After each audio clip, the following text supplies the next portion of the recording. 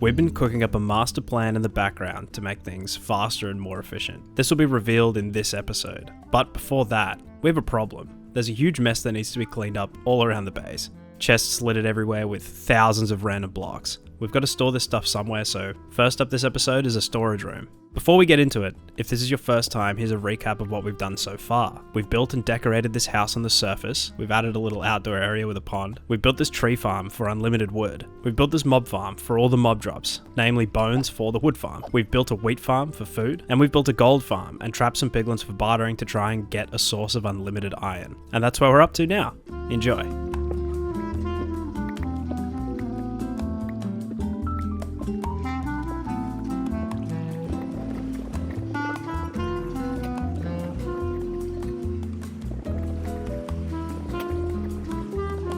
So my thoughts for this storage room are sort of like 6 bays that hold 6 double chests each, and that sort of wrap around you when you're in the storage room.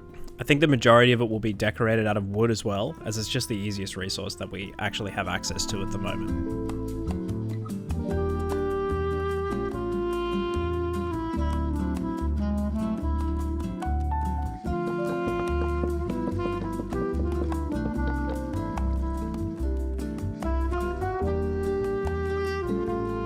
So I've got sort of like a base layout for this storage room that we're trying to build. We've got some hidden lighting.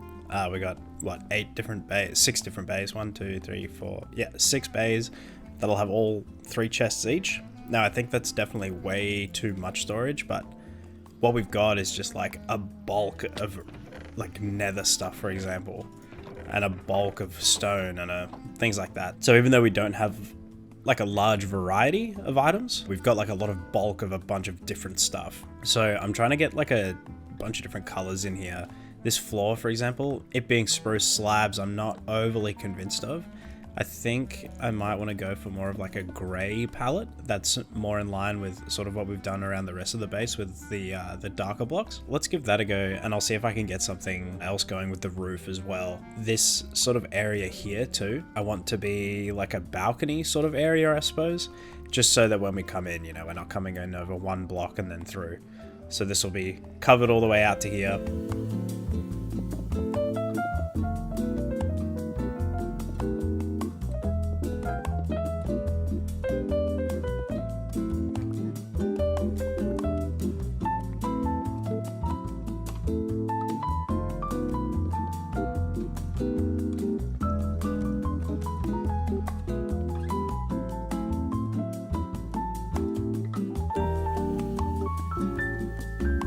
Quick update on our storage room. It's looking pretty good. We've got all the chests in so far. I don't think we have enough items to actually fill this up yet, or different types of items, so we'll probably just use these front 2 areas just for now. But it's good to know that we actually have some backup storage. So we're just going to make this little balcony area, and I'll update you guys then.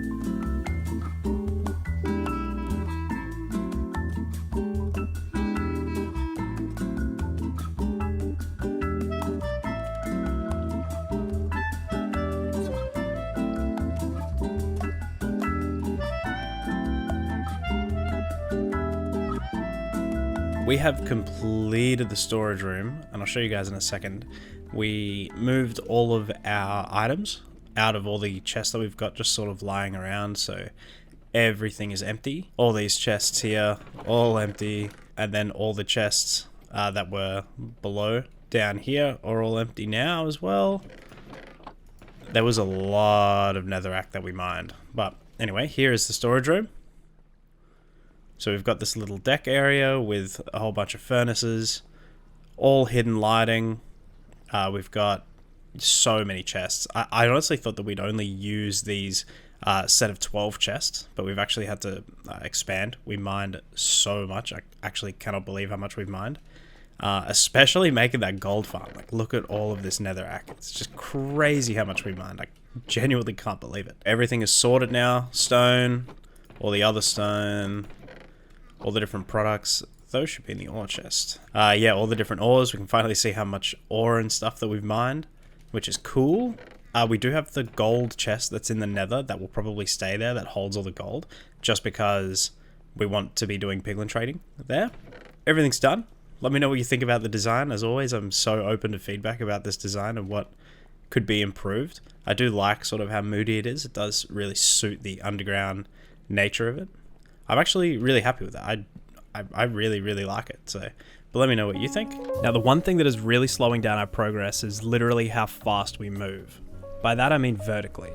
We've added 3 levels onto this one chunk world now, and moving up and down this ladder is really starting to slow stuff down. So it's time to put in a bubble column. Putting in bubble columns is generally pretty easy. You just lay down the water in the top, whack some kelp in and call it a day. Well, we have 1 bucket, and we only have 1 to save the amount of iron that we use. And that's it. So we're going to be moving the water from the top, placing every single source block manually.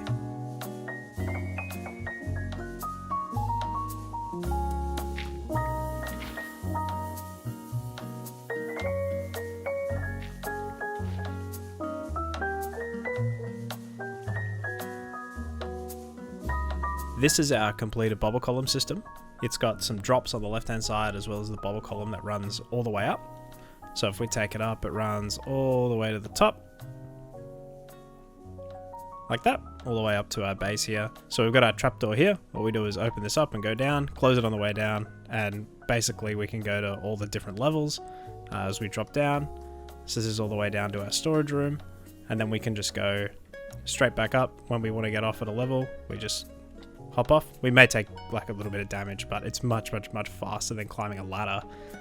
You know, off to our tree farm, and then up to our house up here. It's also expandable as well, so if we choose to go down a level even more, we can, you know, add more of the bubble column and just add another drop. So that's another really good thing about it. A space I'd love to transform to is this nether portal. So we're just going to do a bit of building to make this area just look a little bit better.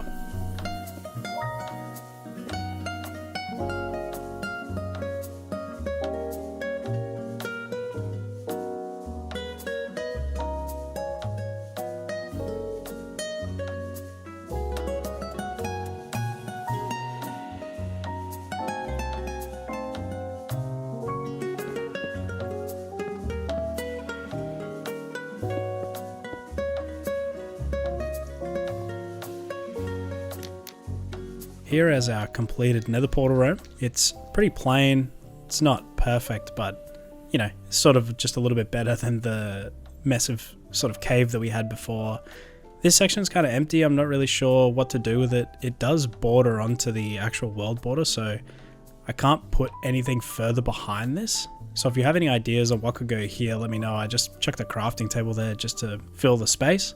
We added some chests. I might put the gold into these chests because opening the gold chest in the nether makes the piglins aggressive. I might move the gold out to here to make sure that we don't get attacked when we open it. And we've also just added like a little fireplace here, you know, nether fire. Sort of makes sense. And of course the nether portal itself. Every single thing dug in this world has all been done with stone pickaxes, and it's taking hours. A high priority is speeding this up, making our digging speed faster, meaning that we can get a lot more done. We have diamond, enough to make all the tools, but they'll just break.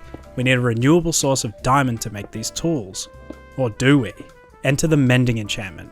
How do we get the mending enchantment? It's all quite simple actually, through fishing. Our gold farm has some added benefits which I wasn't telling you about. The piglin bartering actually allows us to receive string, meaning essentially unlimited fishing rods. Fishing allows us to pull up every single enchantment in the game, and with essentially unlimited string, we can do just that. We can make a fishing farm and leave it AFK to pull up a huge variety of items.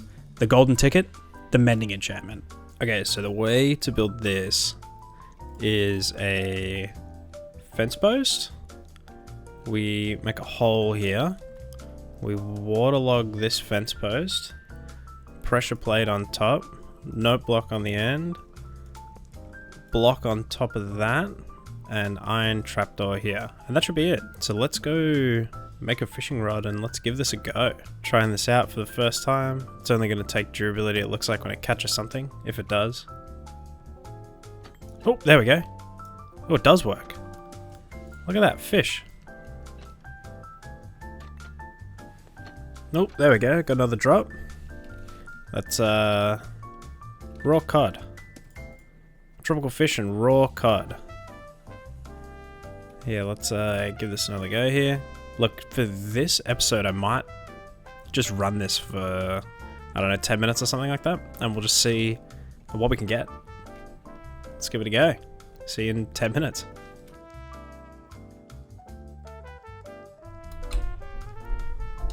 Okay, we've been AFK for about 30 minutes or something like that. So let's check what we got. 11 raw cods. It's good. Tropical fish, puffer fish, a bowl, raw salmon, and leather. Oh, and a water bottle. Nice, that's not too bad. That's good. That's a good starter to see what we'll get. We're definitely going to leave this like overnight and just get a ton and a ton and a ton of drops. We might have to make another hopper here and like a hopper here and 2 chests out the back, which will be alright, but it's just more iron that we need to use. That's like irreversible. So it is a little bit worrying when we have to do stuff like that, seeing as we've been very, very, very unlucky with our piglin bartering as well. So that's all the time that we have left for this episode. So I want to say thank you guys for watching, and I'll see you in the next one.